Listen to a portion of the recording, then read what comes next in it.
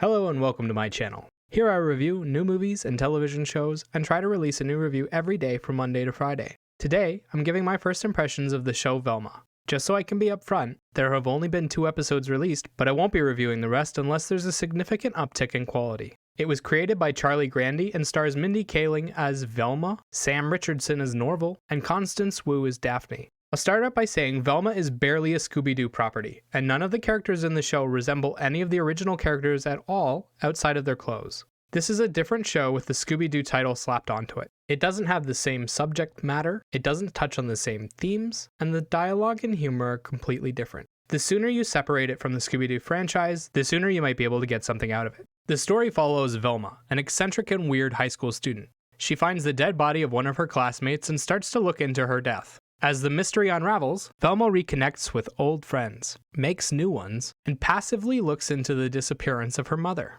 So far, each episode has followed the same format. Velma runs around doing something vaguely related to her investigation while being a ruthless and mean person to everyone around her. She interacts with a bunch of quirky stereotypes like the 2 incompetent lesbian detectives, her money-grubbing lawyer father, and the man-baby rich white guy.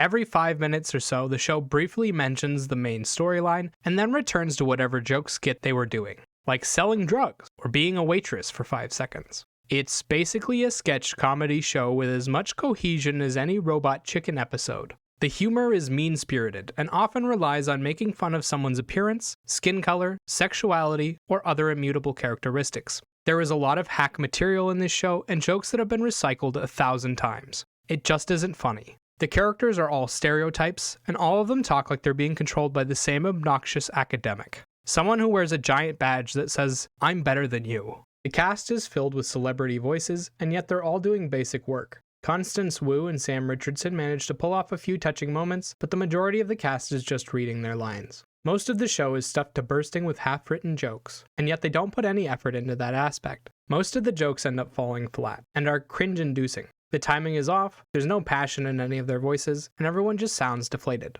The art style looks alright, but is mostly a rehashed version of other people's styles. It mixes newer elements of Harley Quinn and pieces from old 90s and 2000s Nick at Night. It works well for visual humor and horror moments. For example, the monster that keeps appearing to haunt Velma is actually scary and interesting. The soundtrack is filled with a lot of Hollywood boilerplate tracks and a few original songs. The majority of the show is silent and only uses music to fill out transition scenes or in the odd moment to draw out a big emotion. When they use music, it's well-timed and chosen to accompany the scenery. Velma is another show with low-quality writing that hopes to capitalize on nostalgia in order to milk an established franchise's fandom. It's an obvious ploy and it isn't worth watching. It wasn't funny or interesting. The characters are mean and obnoxious, and the show takes every opportunity it gets to dump all over the original Scooby-Doo franchise and its fans. Don't reward Hollywood for low-effort meta jokes and shameless nostalgia baiting. It's boring, and there are better versions of this show to watch out there. Murder mysteries set in small-town high schools with lots of meta commentary is practically a genre of its own right now. 5 out of 10.